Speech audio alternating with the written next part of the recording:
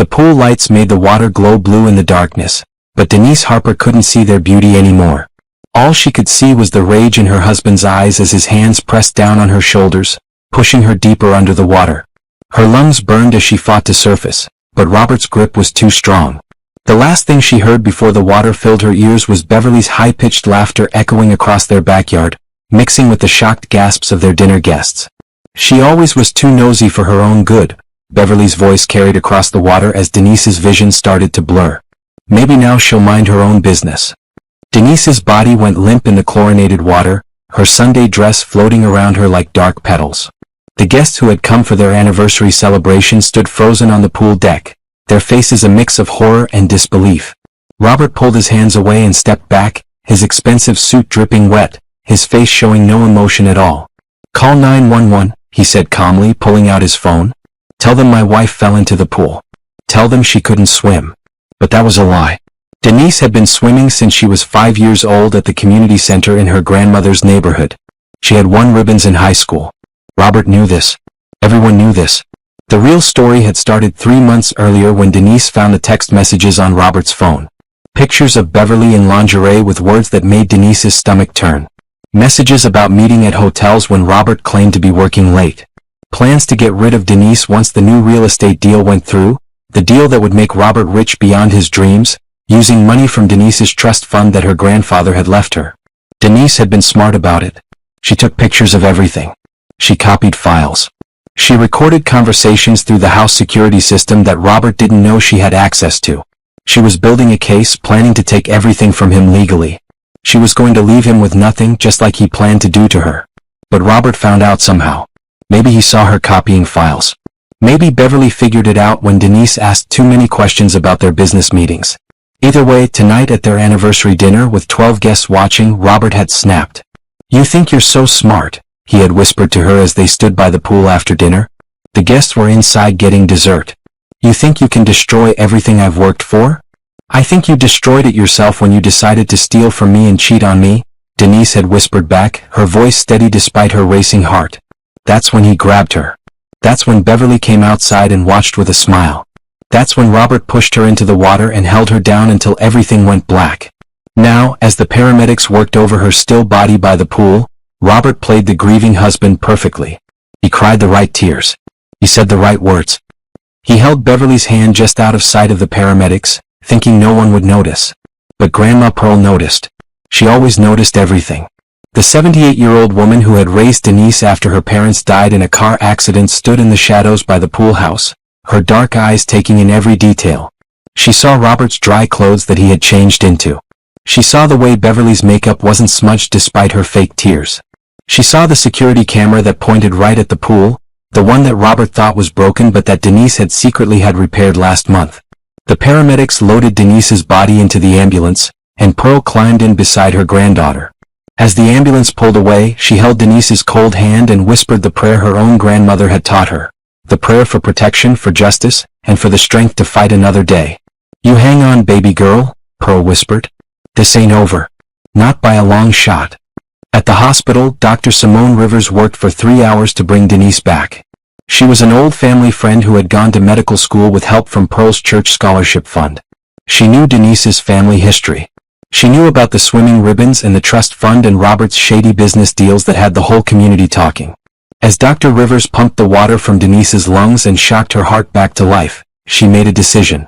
When Denise woke up, if she woke up, Dr. Rivers would make sure she had the chance to tell her story. She would make sure justice was served. The monitors beeped steadily as Denise's heart found its rhythm again. Her eyes fluttered open just after midnight, and the first thing she saw was Grandma Pearl's face, tears streaming down her weathered cheeks. "I knew you were stronger than that water, baby," Pearl whispered. "I knew the Lord wasn't done with you yet." Denise tried to speak, but her throat was too raw. Dr. Rivers leaned over the bed and smiled. "Don't try to talk yet," she said softly. "But I need you to know something. The police think you're dead. We told them we couldn't save you. Robert thinks he won. But you're alive, and now we have time to make sure he pays for what he did." Outside the hospital room, Detective Andre Thompson sat with the death certificate that Dr. Rivers had given him. He had known something was wrong the moment he saw the scene. 25 years on the force had taught him to spot a lie, and Robert's story had more holes than a screen door. But he needed proof. He needed evidence. And now, with Denise officially dead, he had time to gather both. As the sun rose over the city, Robert held a press conference on the hospital steps. He cried for the cameras and talked about his beloved wife who had tragically drowned. Beverly stood beside him, playing the supportive family friend. The trust fund money would be his within the week. The real estate deal would close within the month. He had won. Or so he thought. In her hospital bed, Denise squeezed Pearl's hand and whispered her first words since the drowning. "We're going to get him, Grandma. We're going to get them both." Pearl smiled and patted her granddaughter's hand. "Yes, baby. Yes, we are. And when we do, the whole world's going to know what kind of man Robert Harper really is." The game had just begun, and this time, Denise was playing to win. 3 days after the world thought Denise Harper had died, she sat in a wheelchair by the window of her secret hospital room, watching her own funeral on the news. The small private room was on the 7th floor, registered under a fake name that Dr. Rivers had arranged. Only 4 people knew she was alive. Dr. Rivers, Grandma Pearl, Detective Thompson, and Nurse Patricia, who had worked at the hospital for 20 years and knew how to keep secrets. On the television screen, Robert stood at the podium in Mount Olive Baptist Church, the same church where they had gotten married 5 years ago. He wore his best black suit and spoke about their love story with tears in his eyes that looked real enough to fool everyone except the people who knew the truth. "Denise was the light of my life," Robert said into the microphone, his voice breaking at just the right moments. "She was beautiful, intelligent, and kind. The kind of woman who would give you the shirt off her back if you needed it." Denise turned off the television with more force than necessary. The remote clattered to the floor, and Grandma Pearl looked up from her knitting in the corner chair. "Don't let his lies make you angry, baby," Pearl said quietly. "Anger's just going to cloud your thinking, and you need your mind sharp for what's coming next." Dr. Rivers knocked softly before entering the room. She carried a folder thick with papers and had the tired look of someone who had been working around the clock.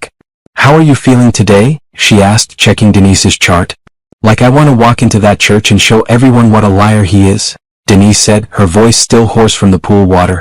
"I know, but we stick to the plan. Detective Thompson says he needs more time to build the case.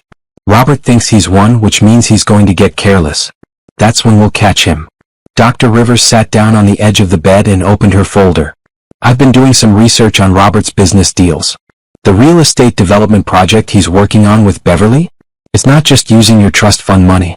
They've been taking money from other investors too. Small business owners, retired folks, people who trusted them with their life savings." Denise felt her heart rate pick up, and the monitors beside her bed started beeping faster. "How much money are we talking about?" she asked. "Close to $2 million. Maybe more. And once your trust fund comes through, they'll have enough to disappear. Maybe to the Cayman Islands, where they've already set up bank accounts." Pearl stopped knitting and looked up sharply. "They're planning to run?" "Detective Thompson thinks so. He's been watching their movements, and they've been asking a lot of questions about international flights and property investments overseas." Denise closed her eyes and thought about all the people Robert and Beverly had hurt.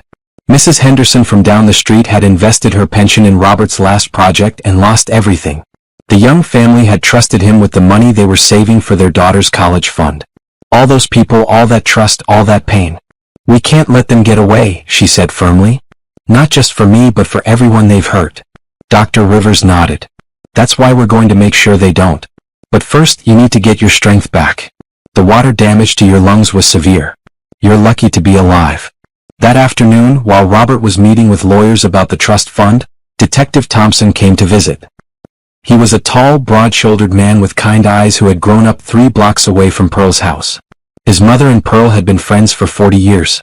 "Miss Pearl," he said, giving her a hug before turning to Denise. "How are you holding up?" "I'm ready to fight," Denise said without hesitation. "Good. Because I've got news. I got a warrant for the security footage from your house. The camera by the pool captured everything." Denise felt her heart jump. She had forgotten about the camera and all the chaos. "Robert doesn't know it was working?" "No. He thought it was broken just like you wanted him to think. But the footage is crystal clear. We can see him holding you under the water. We can see Beverly watching and laughing. We can hear them talking about how they need to get rid of you before you ruin their plans." Pearl put down her knitting and clasped her hands together. "Lord have mercy. We've got them." "We've got them for attempted murder," Detective Thompson said carefully. "But we need more if we want to get them for the financial crimes too. That's where we need your help, Denise. Denise sat up straighter in her bed. What do you need me to do? I need you to help us gather evidence. Bank records, business documents, recordings of conversations. Everything you were collecting before they tried to kill you. I hid copies of everything in 3 different places, Denise said. My safety deposit box, my grandmother's house, and with my cousin Jasmine in Atlanta. I knew something like this might happen. Detective Thompson smiled for the first time since he'd arrived. You're smarter than I gave you credit for. My granddaughter has always been smart, Pearl said proudly. Even when she was little, she could see through people's lies. That's why Robert wanted her gone. She was too smart for his games. That evening, after Detective Thompson left, cousin Jasmine arrived from Atlanta. She was a lawyer who worked for a big firm downtown and had been suspicious of Robert from the day she met him. I never liked that man, Jasmine said as she hugged Denise carefully. Something about him always felt wrong. Too smooth, you know? Like he was always selling something. Jasmine opened her briefcase and pulled out a thick manila envelope. All the documents you gave me are here. Bank statements, business contracts, recorded phone calls. Everything we need to prove they've been stealing from people for months. Denise took the envelope with shaking hands. Inside were copies of everything she had discovered about Robert's fake business deals, his secret bank accounts, and his plans to disappear with millions of dollars that didn't belong to him. There's something else, Jasmine said quietly. I did some digging on Beverly Collins. She's not who she says she is. Her real name is Beverly Martinez, and she's wanted in 3 states for investment fraud. She's been running this same con for years, finding wealthy men, convincing them to steal money, and then disappearing when things get hot. Pearl looked up from her knitting again. So Robert's not the only snake in this garden. No, ma'am. And according to my research, Denise isn't Beverly's first victim. There was a woman in Texas 2 years ago who died in a suspicious car accident after she discovered her husband was working with Beverly to steal her money. And another woman in Florida who supposedly committed suicide when she found out about their affair. Denise felt cold despite the warm hospital room. You think Beverly has done this before? I think Beverly is a professional. I think she finds wealthy women, seduces their husbands, convinces them to commit fraud or worse, and then disappears with the money when the women get too close to the truth. The room was quiet for a long moment as everyone absorbed this information. So what do we do now? Denise asked. Detective Thompson, who had been listening quietly in the doorway, stepped into the room. Now we set a trap, he said. We let Robert and Beverly think they've won. We let them collect your trust fund money and make their plans to disappear. And then, just when they think they're home free, we show them that you can't kill the truth. And you sure can't kill Denise Harper. As the evening settled over the city, Denise looked out her hospital window at the lights below. Somewhere out there, Robert was probably celebrating with Beverly, thinking he had gotten away with murder. Somewhere out there, people were mourning a woman they thought was dead. But she wasn't dead. She was very much alive. And she was ready to show the world exactly what Robert Harper and Beverly Collins were really capable of. The war was just beginning, and this time, Denise had an army on her side. 2 weeks after her supposed death, Denise was strong enough to leave the hospital. But instead of going home, she moved into Grandma Pearl's house in the old neighborhood where she had grown up. The small brick house on Elm Street had been Pearl's home for 50 years, and it was the perfect place to hide while they built their case against Robert and Beverly. Dr. Rivers had discharged her under the fake name they had been using, and officially, Jane Smith had recovered from pneumonia and gone home to her family. No one would be looking for Denise Harper at her grandmother's house because everyone thought Denise Harper was buried in Greenwood Cemetery. The funeral had been beautiful, Pearl told her. Half the community had come to pay their respects. The church choir had sung Amazing Grace and Going Up Yonder. Pastor Williams had given a sermon about how good people are taken too soon. Robert had cried at all the right moments and accepted condolences with the perfect amount of grief. He should have been an actor, Denise said bitterly as she sat at Pearl's kitchen table, sorting through the evidence they had gathered. He is an actor, Pearl replied, setting down a plate of cornbread and a bowl of chicken soup. Been acting his whole life. But every actor eventually forgets their lines. Detective Thompson had been visiting every few days, always at different times and in different cars so no one would notice a pattern. The case against Robert and Beverly was getting stronger every day. The FBI is interested now, he told them on a rainy Thursday morning. Once we showed them the connection between Beverly and those other women who died, they opened a federal investigation. Turns out she's been running this con across state lines for at least 5 years. Denise looked up from the bank statements she was reviewing. Have they found the other victims? 3 women so far. All of them wealthy, all of them married to men who were having financial problems, all of them died in suspicious circumstances after their husbands started working with Beverly. Pearl shook her head sadly. That poor woman in Texas, the one who died in the car accident. She probably never saw it coming. None of them did, Detective Thompson said. But you did, Denise. You were smart enough to gather evidence before they could stop you. That's going to make all the difference. The evidence was impressive. Denise had been documenting Robert's crimes for 3 months before he tried to kill her. She had bank records showing money being moved from investor accounts into Robert and Beverly's personal accounts. She had recordings of phone conversations where they discussed how to steal more money and cover their tracks. She had emails and text messages that proved they had planned to kill her and make it look like an accident. The hardest part is going to be timing, Detective Thompson explained. We need to catch them with the money but before they leave the country. Robert thinks the trust fund will come through next week, and we know they've booked flights to the Cayman Islands for the day after that. Cousin Jasmine had been working with the FBI to track Robert and Beverly's movements. As a lawyer, she knew how to build a case that would hold up in court. They've been sloppy, she reported during one of their evening meetings at Pearl's house. Maybe because they think you're dead, they're not being as careful as they should be. Beverly used her real credit card to book their flights. Robert has been bragging to his friends about the big payday coming his way. Pride goes before a fall, Pearl said, quoting one of her favorite Bible verses. Always has, always will. The plan they developed was complex but necessary. They would let Robert collect the trust fund money as planned. Detective Thompson and the FBI would be watching every move he and Beverly made. When they tried to leave for the airport, they would be arrested. But the timing had to be perfect. We get one shot at this, Detective Thompson warned them. If we move too early, they might not have committed enough crimes to put them away for life. If we move too late, they might escape to a country that won't extradite them back to the United States. While they waited for the trust fund to come through, Denise spent her time getting stronger and learning everything she could about Beverly's past crimes. The FBI had sent them files on all the cases they were investigating, and reading them made Denise's blood run cold. Beverly was not just a thief. She was a killer who used other people's hands to do her dirty work. She found vulnerable men who were in debt or having other problems, seduced them, convinced them that their wives were the source of all their troubles, and then helped them plan accidents that would solve their financial problems permanently. She's like a black widow spider, Denise said after reading about the woman in Florida who had supposedly committed suicide. She gets the men to kill their wives, takes the money, and then disappears before anyone figures out what really happened. Except this time she picked the wrong woman to mess with, Pearl said firmly. This time she picked a woman who was too smart to die quietly. The most important piece of evidence was still the security footage from the night Robert tried to drown her. Detective Thompson had watched it dozens of times, and each time he saw new details that proved Robert and Beverly had planned the whole thing. You can hear Beverly coaching him, he told them. When he hesitates for a second, she tells him to push harder. When you start to struggle, she tells him to hold you down longer. She's not just watching a murder happen, she's directing it. Dr. Rivers had provided medical evidence that would support their case too. The water in Denise's lungs showed signs of being forced in under pressure, which proved someone had held her underwater. The bruises on her shoulders matched Robert's hands perfectly. The timeline of events didn't match Robert's story about Denise falling into the pool accidentally. Any jury is going to see through his lies, Jasmine said confidently, especially when they see that security footage. But Denise knew they needed more than just evidence of attempted murder. They needed to prove that Robert and Beverly had stolen money from investors, that Beverly had done this before, and that they were planning to do it again. We need to catch them in the act of taking the money, she said.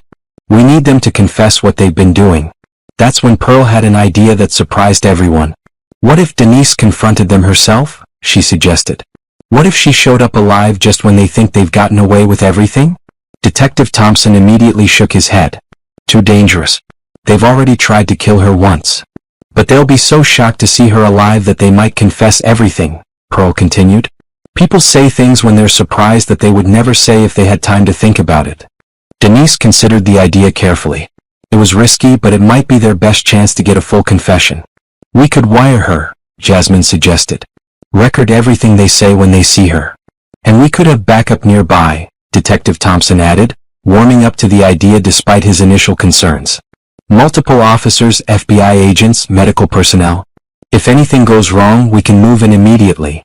As they discussed the details, Denise felt a familiar surge of determination. Robert and Beverly had tried to kill her and steal everything she cared about. They had hurt other people and destroyed lives. They thought they were smarter than everyone else, but they were about to learn that some fights you can't win by cheating. I want to do it, she said finally. I want to look them in the eye when they realize they failed. I want them to know that all their planning and scheming was for nothing. Pearl reached across the table and took her granddaughter's hand. Then we'll make sure you're ready, she said. We'll make sure you have everything you need to face those devils and come out victorious. Outside, the rain continued to fall on the quiet neighborhood where Denise had learned to ride a bike and catch fireflies and dream about her future. Tomorrow she would start preparing for the confrontation that would decide whether justice would be served or whether Robert and Beverly would escape to hurt other people. But tonight, surrounded by the people who loved her, Denise felt ready for whatever came next. She had survived drowning and she would survive this too. Robert Harper had no idea what was coming for him. The trust fund money came through on a Tuesday morning, just as Detective Thompson had predicted. From her hiding place in Pearl's house, Denise watched the bank transfer happen in real time on her laptop computer. $2.7 million moved from her grandfather's estate account into the joint account she shared with Robert. By noon, Robert had moved all of it into his personal business account. By 2 o'clock, Beverly had withdrawn half of it in cash. By 4 o'clock, they were packing suitcases for their flight to the Cayman Islands the next morning. They're moving fast, Detective Thompson reported during his evening visit. Faster than we expected. We need to move tonight. Denise nodded, adjusting the small recording device that Jasmine had helped her tape to her chest. She was wearing a simple black dress and her grandmother's pearl necklace, the same outfit she had worn to their first date 5 years ago. She wanted Robert to remember who she used to be before he tried to destroy her. You sure you're ready for this? Dr. Rivers asked, checking her blood pressure one more time. I'm ready, Denise said, and she meant it. The plan was simple. Denise would walk into their house, her house, at exactly 8 o'clock. Robert and Beverly would be there finishing their packing. Detective Thompson and 2 FBI agents would be parked across the street, listening to everything through the recording device. Jasmine would be monitoring from a van around the corner, ready to call for backup if needed. Remember, you just need to get them talking, Detective Thompson reminded her. Don't try to be a hero. Don't push too hard. Just let them react to seeing you alive and let their reactions condemn them. Pearl hugged her granddaughter tightly before she left. You walk in there with your head high, she whispered. You walk in there knowing that you're fighting for more than just yourself. You're fighting for every woman they hurt, and every woman they might hurt in the future. The drive to the house took 20 minutes through the quiet suburban streets where she and Robert had planned to raise their children. The trees were starting to change colors with the coming fall, and the evening air was cool and crisp. It would have been beautiful under different circumstances. Denise parked across the street from the house and sat in her car for a moment, gathering her courage. Through the front windows, she could see Robert and Beverly moving around inside, their silhouettes visible against the warm light of the living room. They looked so normal, so ordinary. It was hard to believe they were killers. At exactly 8 o'clock, she walked up to her own front door and used her key to let herself in. The sound of the door opening made Robert call out from the kitchen. Beverly, is that you? Did you forget something? No, Denise said, stepping into the living room where she could see him. It's not Beverly.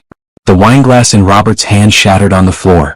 His face went completely white and for a moment he looked like he might faint. That's not possible, he whispered. You're dead.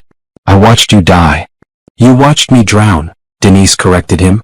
But drowning and dying aren't the same thing. Something you would have known if you hadn't been so busy planning how to spend my money. Beverly appeared in the doorway from the kitchen, and her reaction was completely different from Robert's. Instead of shock, her face showed cold calculation, like she was trying to figure out how to turn this new development to her advantage. Hello, Denise, she said calmly. I have to admit I'm impressed. We really thought we had killed you. We? Denise looked back and forth between them. So you admit you were both trying to kill me? Robert seemed to recover some of his composure. You can't prove anything. You're supposed to be dead. No one will believe you. Actually, quite a few people will believe me, Denise said. Starting with Detective Thompson, who's been investigating you for weeks. And the FBI agents who've been tracking your financial crimes across 3 states. Beverly's eyes narrowed. What FBI agents? The ones who know all about your real identity, Beverly Martinez. The ones who've connected you to suspicious deaths in Texas and Florida. The ones who know this isn't your first time convincing a husband to kill his wife for money. For the first time, Beverly looked genuinely surprised and worried. "I don't know what you're talking about," she said, but her voice wasn't as steady as before. "Sure you do," Denise continued, walking further into the room. "You find wealthy women with money problems husbands. You seduce the husbands. You convince them that their wives are the source of all their troubles. You help them plan accidents. You take the money and disappear. It's a good system, except this time you picked the wrong woman." Robert was looking back and forth between Denise and Beverly like he was seeing Beverly clearly for the first time. "What is she talking about?" he asked Beverly. "What other women?" "She's lying," Beverly said quickly. "She's trying to turn us against each other." "Am I?" Denise pulled her phone from her purse and showed them both a photo. "This is Sarah Martinez from Texas. She died in a car accident 2 years ago after she discovered her husband was stealing her inheritance. This is her husband David, who was having an affair with a woman named Beverly Collins. Which is your fake name, isn't it, Beverly?" Beverly's composure finally cracked. "You can't prove any of this." "Actually, I can. Because you got sloppy this time. You used your real credit card to book flights to the Cayman Islands. You opened bank accounts under your real name. You thought I was dead, so you didn't bother being careful." Robert was staring at Beverly with growing horror. "You told me you loved me. You told me we would be together forever." Beverly laughed, and the sound was cold and cruel. "I told you what you needed to hear to get you to kill your wife and steal her money. Did you really think I cared about you? You're just another weak, greedy man who was willing to commit murder for money." "But we were going to the islands together," Robert said weakly. "No, you were going to the islands. I was going to take my half of the money and disappear just like I always do. By the time you figured out I was gone, I would have been in South America with a new identity." Denise watched Robert's face as he realized he had been played. All his planning, all his scheming, all his willingness to commit murder, and he had just been Beverly's useful fool. "You made me kill my wife for nothing?" he asked, his voice breaking. "You didn't kill me," Denise reminded him. "But you tried to. And that's enough to put you in prison for the rest of your life." That's when Robert snapped. All the rage and fear and humiliation he was feeling came pouring out at once. "This is all your fault," he screamed at Denise. "You couldn't just let me have what I needed. You had to be so stubborn, so suspicious. If you had just trusted me, none of this would have happened." "Trust you?" Denise laughed, and she sounded just like Pearl when she was particularly disgusted with someone's behavior. "Trust you to steal my money and cheat on me and try to murder me? What kind of trust is that?" "I needed that money," Robert shouted. "I had debts. I had obligations. Your grandfather left you millions of dollars that you never even needed, and I was drowning in problems. So you decided to drown me instead? I decided to solve our problems the only way I could. By committing murder and fraud and theft? By doing what needed to be done." Beverly was edging toward the back door, clearly hoping to escape while Robert was having his breakdown. But Denise noticed and stepped to block her path. "Going somewhere, Beverly? Or should I say Martinez?" "You can't keep me here," Beverly said. "I haven't done anything illegal. Except conspiracy to commit murder. And wire fraud. And identity theft. And accessory to attempted murder. Should I keep going? You can't prove I was involved in anything. I can prove you were in this house the night Robert tried to kill me. I can prove you were laughing while he held me underwater. I can prove you helped him plan the whole thing." Beverly's eyes darted around the room, looking for another escape route. "How can you prove any of that?" Denise smiled and pointed to the corner of the room where the security camera was mounted. "Same way I proved everything else. With video footage and audio recordings and bank records and witness testimony. You two weren't as smart as you thought you were." That's when they heard the police sirens in the distance, getting closer. Robert collapsed onto the couch, finally understanding that his life as he knew it was over. Beverly made one last desperate attempt to run, but Detective Thompson and the FBI agents were already coming through the front door. "Beverly Martinez, you're under arrest for conspiracy to commit murder, wire fraud, and accessory to attempted murder," Detective Thompson said as he put handcuffs on her wrists. "Robert Harper, you're under arrest for attempted murder, fraud, and theft." As they read Robert and Beverly their rights, Denise felt a wave of relief wash over her. It was finally over. The people who had tried to destroy her life were going to face justice. But more than that, the other victims would finally have justice too. Sarah Martinez in Texas, Linda Chin in Florida, and all the other women who had died because they trusted the wrong people. As the police led Robert and Beverly away, Detective Thompson turned to Denise. "You did good," he said. "Real good. They confessed to everything. Denise nodded, pulling the recording device from her dress and handing it to him. I had help, she said, thinking about Pearl and Dr. Rivers and Jasmine and all the people who had risked everything to help her get justice. That you did, Detective Thompson agreed. That's what family's for. Through the front window, Denise could see neighbors gathering on their lawns, drawn by the police cars and sirens. Soon the whole story would come out. Soon everyone would know what Robert and Beverly had tried to do. But for now, Denise was just grateful to be alive. And ready to start building the life she deserved. A life free from lies and violence and people who would hurt her for money. The war was over. And she had won. 3 months later, Denise sat in the front row of the courtroom as the judge read the verdict. Robert Harper, guilty on all counts. 25 years to life in prison. Beverly Martinez, guilty on all counts. Life in prison without the possibility of parole. The families of Sarah Martinez and Linda Chen were there too, finally getting the justice they had been denied for so long. Denise held hands with Sarah's mother as they listened to the judge explain how Beverly's pattern of manipulation and murder had finally been stopped. The evidence in this case shows a calculated and cruel scheme to defraud victims and commit murder for financial gain, Judge Patterson said from the bench. The defendants showed no remorse for their actions and no consideration for the lives they destroyed. Grandma Pearl sat behind Denise, wearing her best church dress and the hat she saved for special occasions. Dr. Rivers was there, along with Detective Thompson, Cousin Jasmine, and Nurse Patricia. All the people who had helped save Denise's life and bring Robert and Beverly to justice. When the judge dismissed the court, Robert tried to catch Denise's eye as the bailiffs led him away in shackles. But she didn't look at him. She had nothing left to say to the man who had tried to kill her. Her focus was on the future now, not the past. Outside the courthouse, reporters were waiting with cameras and microphones.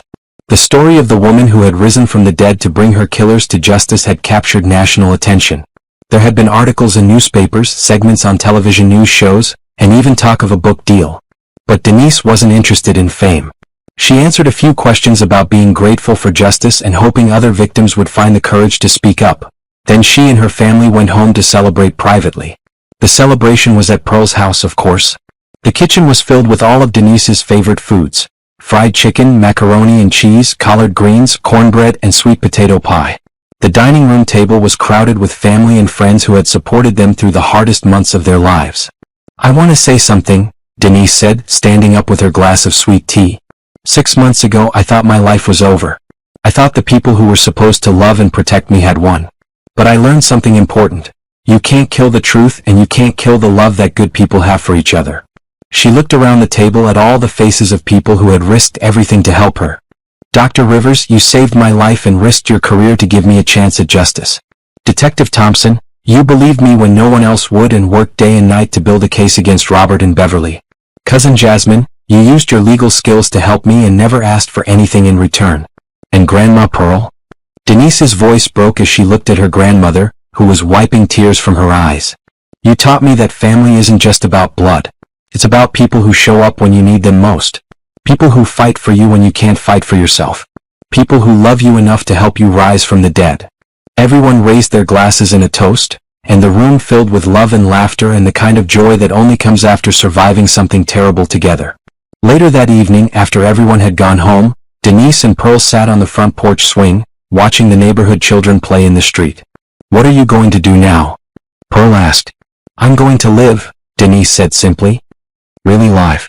I'm going to use the money Robert tried to steal to help other women who are in situations like I was. I'm going to work with Detective Thompson and the FBI to identify more of Beverly's victims. I'm going to make sure what happened to me never happens to anyone else. That's good, Pearl nodded approvingly. But what about your own happiness? What about finding love again, having children, building a life? Denise smiled and leaned against her grandmother's shoulder. I'm not afraid of love, Grandma, but I'm not in a hurry either. I want to heal first. I want to help other people heal. And when the right person comes along, someone who loves me for who I am, not what I have, I'll be ready. The Lord's got plans for you, baby girl, Pearl said, patting Denise's hand. Good plans. Plans for a future filled with hope and joy and all the things Robert tried to take away from you. 6 months later, Denise opened the Harper Foundation for victims of domestic violence and financial abuse. The foundation provided legal aid, counseling services, and financial support for women who were trying to escape dangerous relationships. Dr. Rivers joined the board of directors. Detective Thompson helped train law enforcement officers to recognize the signs of financial abuse. Cousin Jasmine provided legal services pro bono.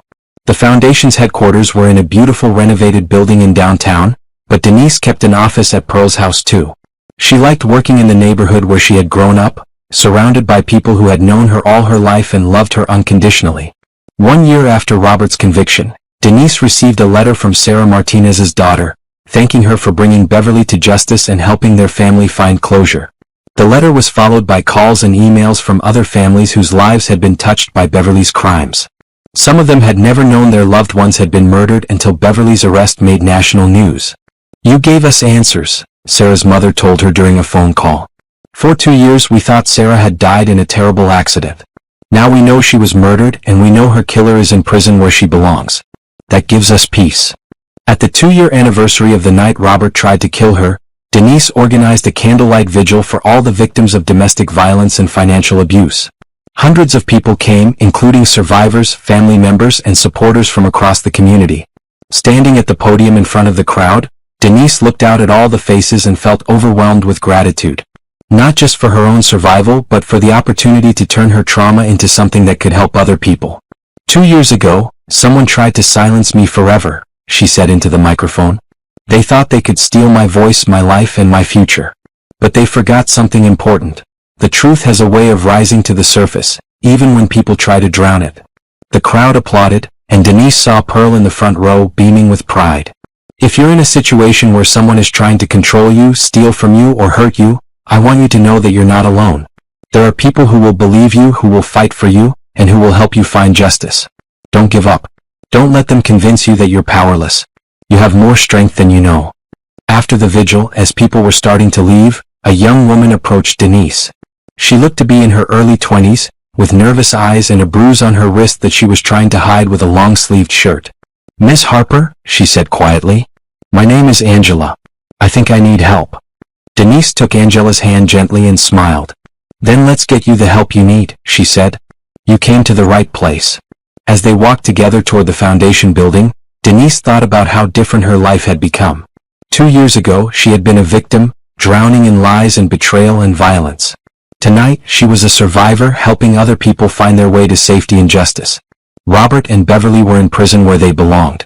The money they had tried to steal was being used to help people instead of hurt them. The community that had supported Denise through her darkest days was stronger and more connected than ever before. And Denise? Denise was finally truly alive. Not just breathing, not just surviving, but living with purpose and joy and hope for the future. She had risen from the water that was meant to kill her, and she had used her second chance to build something beautiful. Something that would last long after she was gone. Something that would help ensure that other women would never have to face the kind of evil she had faced alone. Standing in the foundation office that night, helping Angela make a safety plan to leave her abusive boyfriend, Denise felt her grandfather's presence with her. The money he had left her, the money Robert had tried to steal, was being used exactly as he would have wanted, to protect and empower the people who needed it most. "Thank you, Grandpa," she whispered, looking up at the ceiling. "Thank you for giving me the resources to fight back." And in the distance, she could hear Pearl's voice on the wind, singing one of the old hymns from church. "Wade in the water, children. Wade in the water. God's gonna trouble the water." The water that had almost killed her had become the water of baptism, washing her clean and giving her new life. And now she was using that new life to trouble the waters for people who thought they could hurt innocent women and get away with it. Justice had been served. Hope had been restored. And Denise Harper was just getting started.